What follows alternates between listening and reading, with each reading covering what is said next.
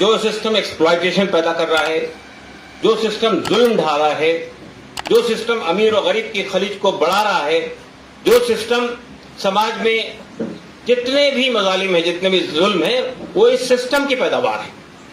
हम एक मुंसिफाना निजाम, एक आदिलाना निजाम, एक जस्ट सिस्टम को लाना चाहते हैं। तो पहली बात ये बताइए लोगों के सामने कि वेलफेयर पार्टी ऑफ इंडिया इस सिस्टम के लिए एक कंप्लीट विजन रखती है, एक कंप्लीट ब्लूप्रिंट रखती है, एक कंप्लीट मिशन है उसका, और उसके बगैर हम सिर्फ सत्ता परिवर्तन में बिलीव नहीं करते। एक बात तो यह है जिसको हमें बताने की जरूरत है। दूसरी बात हमें बताना है कि वेलफेयर पार्टी मूल्यों पर आधारित राजनीति करती है, वैल्यू बेस्ड पॉलिटिक्स की बात करती है। वैल्यू बेस्ड पॉलिटिक्स की बात का मतलब यह है कि जो समाज के बुनियादी उसूल हैं, अदल है, इंसाफ है, जुल्म का खात्मा है, बराबरी है, फ्रेटर्निटी है, भाईचारा है, ये तो है ही, लेकिन वेलफेयर पार्टी सत्ता के लिए अपने उसूलों से कभी कंप्रोमाइज नहीं करती। हम कोई शॉर्टकट तलाश नहीं करते हैं सत्ता पाने के लिए। हम अपने उसूलों की बुनियाद पर पब्लिक के सामने जाते हैं, और अगर पब्लिक उन उसूलों को समझती है कि ये बेहतर उसूल हैं, ये वैल्यूज जो हैं ये सही वैल्यूज हैं, तो हमारे बारे में फैसला करें। दूसरी बात मुझे कहनी है कि हम समाज को धर्म के आधार पर, जाति के आधार पर, भाषा के आधार पर बांटते नहीं हैं। हम समाज को एक नजर से देखते हैं, चाहे वो दलित हो, चाहे ब्राह्मण हो, चाहे मुसलमान हो या क्रिश्चियन हो, हम सबको एक नजर देखते हैं। हम सत्ता पाने के लिए, जैसा आज का ट्रेंड बना हुआ है कि वोट बैंक पॉलिटिक्स का, वोट क्रिएट करो, बीजेपी ने इसको ज्यादा बढ़ावा दिया है, लेकिन सब पार्टियां यही काम कर रही है कि समाज को बांट रही है, तोड़ रही है, वोट के आधार पर तोड़ रही है, और समाज के अंदर जो भाईचारा था उसको खत्म कर रही है। वेलफेयर पार्टी ऑफ इंडिया इस पूरे देश का विभाजन नहीं चाहती, इसको विभाजित नहीं करना चाहती है, इसको तोड़ना नहीं चाहती। ये दूसरी बात है हम जो लोग पब्लिक के सामने रखना चाहते हैं। हम पूरे समाज को एड्रेस करते हैं और सबके लिए काम करते हैं। तीसरी बात हमें ये बतानी है लोगों के सामने कि वेलफेयर पार्टी ऑफ इंडिया एक कल्याणकारी राज्य की स्थापना के लिए करती है, एक वेलफेयर स्टेट बनाना चाहती है इस देश को। जब हम वेलफेयर स्टेट की बात करते हैं, खास तौर से बंगाल में ये बात आपको बहुत ताकत से कहनी चाहिए, जब हम वेलफेयर स्टेट की बात करते हैं तो हमारी बात बहुत स्पष्ट है, बहुत साफ है। हम हर सर को छत, हर बदन को लिबास, हर पेट को 2 वक्त की रोटी और हर रात को काम दिलाना चाहते हैं।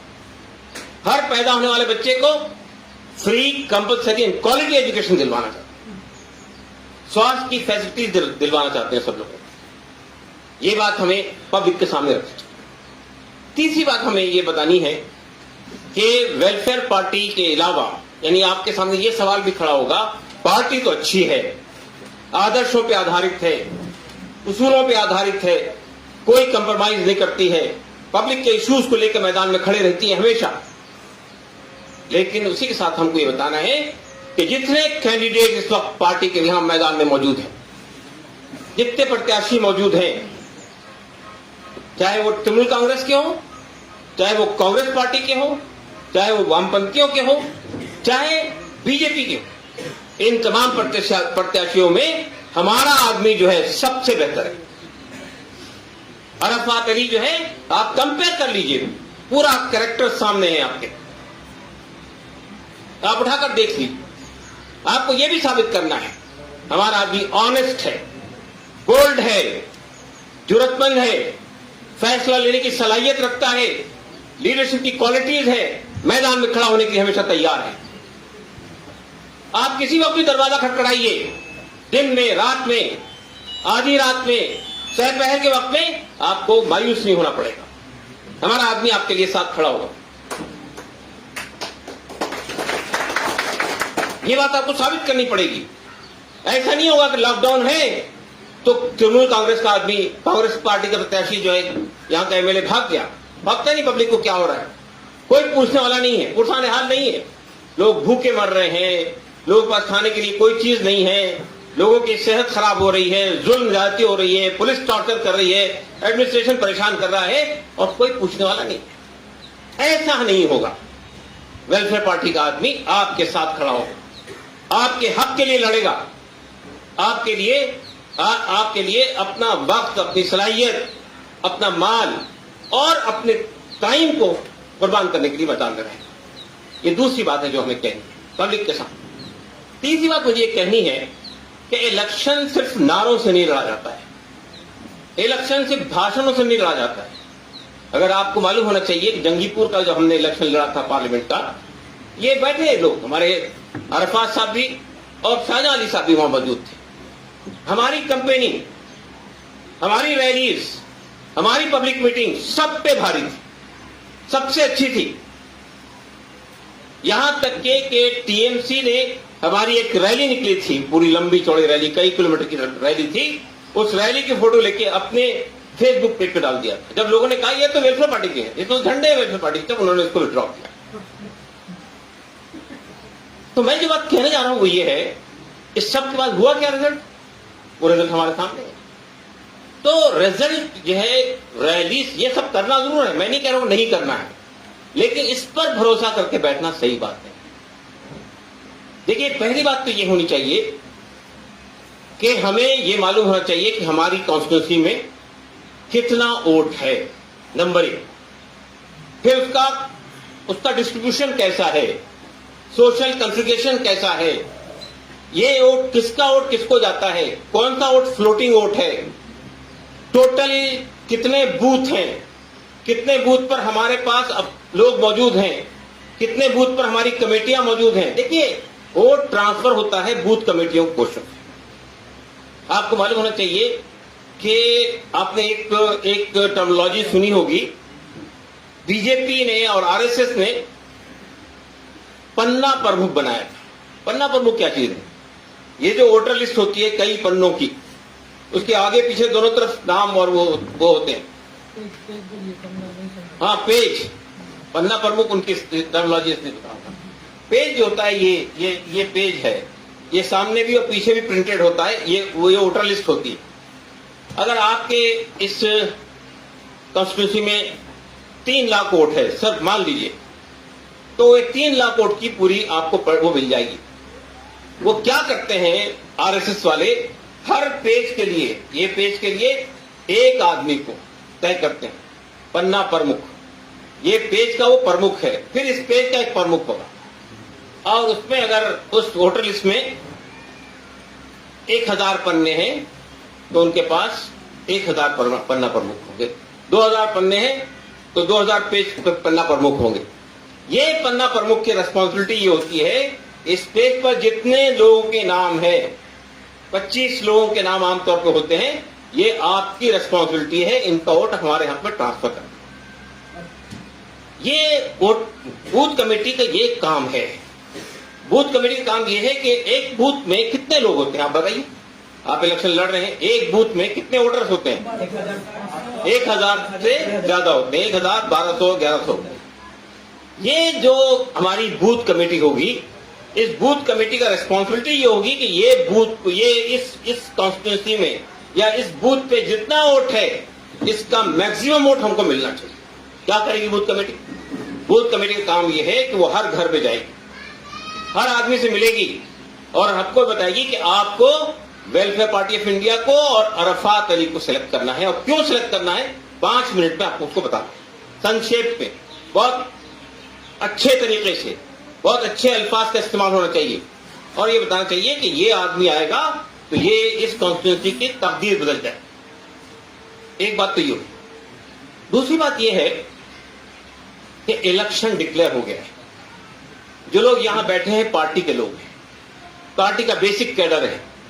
अब इलेक्शन के रिजल्ट आने तक, यानी जिस दिन वोट पड़ेगा उस शाम तक के आप भूल जाइए कि आपका कोई घर है, आपकी कोई अलग रिस्पॉन्सिबिलिटी है, आपके बीवी बच्चे हैं, आपके दोस्त अहबाब हैं, आपका बिजनेस है, आपकी जॉब है, ये सबको भूल जाइए। अब आपके लिए एक ही काम है, वेलफेयर पार्टी ऑफ इंडिया और अरफात अली के लिए हमें काम करना है। 24 घंटे 7 दिन। बड़ा मुश्किल काम लग रहा होगा आपको, लेकिन इसके बगैर हम कोई इलेक्शन जीतने का तसव्वुर नहीं कर सकते। हम वैसे भी ये कहते हैं पब्लिकली, बोलने के लिए कि हमारा आदमी 24/7 का आदमी है, वो 24 घंटे 7 दिन आपके दरमियान है। लेकिन ये वक्त, इलेक्शन का वक्त, इसको साबित करने का वक्त, इलेक्शन का वक्त इसको साबित करने का वक्त है। हम आपसे सिर्फ टाइम नहीं मांग रहे हैं, हम आपसे ये नहीं कह रहे हैं कि जो आपके पास खाली वक्त है वो दे दीजिए। नो, हम आपसे टोटल टाइम मांग रहे हैं। क्या टाइम है आप बताइए। 5 साल में 25 दिन का टाइम, 30 दिन का टाइम, 1 महीना आपको देना है इस काम। बहुत बड़ा वक्त नहीं है ये, बहुत बड़ी कुर्बानी नहीं है। हमारी तारीख जो है आप उठाकर देख लीजिए, हिस्ट्री हमारी हिस्ट्री तक सेक्रीफाइस की हिस्ट्री, हमारी हिस्ट्री जो है कुर्बानियों की हिस्ट्री है। बेशुमार कुर्बानियां दोनों दी है, पेट पे पत्थर बांध के भी मैदान में खड़े हुए हैं। तो ये वक्त इस बात का तकाजा कर रहा है। देखिए, एक बात मैं बताना चाहता हूं आपको, इलेक्शन हम लोग जिंदाबाद मुर्दाबाद करने के लिए नहीं लड़ते। इलेक्शन हम लोग सत्ता हासिल करके लोगों पे डिक्टेटरशिप जमाने के लिए नहीं लड़ते हैं। इलेक्शन हम लोग सत्ता में जाके पैसा कमाने के लिए नहीं लड़ते हैं। इलेक्शन हम लोग लोगों की खिदमत करने के लिए। जब हमारे लोग हमसे कहते हैं कि हम लीडर हैं, मैं तो कभी नहीं कहता हम लीडर हैं, हम खिदमत करने वाले लोग, हम सर्वेंट हैं, हम सर्विस करने वाले लोग हैं पब्लिक। तो पहली बात तो ये बात मान के चलिए आप कि ये अब आने वाला वक्त जो है, चाहे वो बूढ़ा हो, जवान हो, औरत हो, मर्द हो, सबको अपने रूटीन के कामों को बहुत मुख्तसर, बहुत छोटा करना है। खाने पीने में वक्त जाय करने की जरूरत नहीं है। आज भी आप लोगों ने बड़ा लंबा चौड़ा खाना बनाया था। ये किसी भी इनकलाबी तहरीक का काम नहीं है। आप चावल दाल खा लीजिए, बस काफी है। ये सब ये चाहिए वो चाहिए, ये सब दौर भूल जाइए। जिस समाज के लिए हम काम कर रहे हैं वो समाज बहुत गरीब समाज है। उसको 2 वक्त की रोटी नहीं मिलती है, वो चावल के साथ नमक खाता है। हमको उस सतह पे आना चाहिए। हमारे सूफिया ने ये काम करके दिखाया है इस मुल्क में। अगर लोग भूखे हैं तो हम भी भूखे हैं। लोगों को 1 वक्त खाना मिल रहा है तो हम भी 1 वक्त खाएंगे। तो मैं ये सब चीजों में मत पड़िए। 1 महीने के लिए कम से कम मेरी आपसे गुजारिश है, 1 महीने के लिए सब चीज को तज दी। खाना खाना है जिंदा रहने के लिए, थोड़ा बहुत खा लीजिए, और ज्यादा लंबे चौड़े आइटम बनाने की जरूरत नहीं है। घर वालों को बता दीजिए कि इतनी चीज मिलेगी, सजा नहीं मिलेगी। और फिर अकेले मत आइए। आपके घर से एक आदमी का नहीं चाहिए, हमको पूरा घर चाहिए। आपके नौजवान बच्चे चाहिए, आप चाहिए, आपकी बीवी चाहिए, आपकी बहनें चाहिए, आपकी बेटियां चाहिए, सबको मैदान में। तो ये एक बात है। दूसरी बात मुझे कहना है आपसे, अरफात साहब कह रहे थे हमारे लिए सबसे बड़ा प्रॉब्लम जो है वो फंड्स का। पैसा कहां से, वो कहां गए हमारे फंड से? अब्बास साहब कहां है? अब्बास साहब कह रहे थे कि वो 20 लाख का पैसा हमने जमा करना है, कहां से आएगा समझ नहीं आ रहा है। मैंने कहा मालदा में 20 लाख रुपए आपको नहीं मिल रहा है तो फिर कैसे आप पार्टी चलाएंगे? बताइए, कैसे पार्टी चलाएंगे? पहली चीज मैंने कहा कि बाहर बात जाइए, आप बाहर में जाइए पैसा मांगने के लिए। सबसे पहले चैरिटी बिगिन एट होम। यहां जो लोग बैठे हैं वो पैसा देंगे, कंट्रीब्यूट करें। आपका टाइम भी चाहिए, आपका पैसा भी चाहिए, आपका वक्त भी चाहिए, आपकी सलाहियत भी चाहिए। खाली नारे लगाने तक बात नहीं बनने वाली। अल्लाह के रसूल सल्लल्लाहु अलैहि वसल्लम ने ग़ज़वा तबूक के मौके पर ये आवाज लगाई थी, आज एक बड़े दुश्मन से मुकाबला है और अल्लाह को तुम्हारे माल की जरूरत है। जिसने सुना बेचैन हो गया। हज़रत उमर सामान उठा के लाया, पूछा क्या लाए उमर? कहा अपने घर का आधा असासा, आधा सामान लाया। आपने लिया पूरा? हज़रत अबू बकर सिद्दीक़ आए, ए अबू बकर क्या लाया? अल्लाह के रसूल जो कुछ घर में का हाजिर है। कहा घर वालों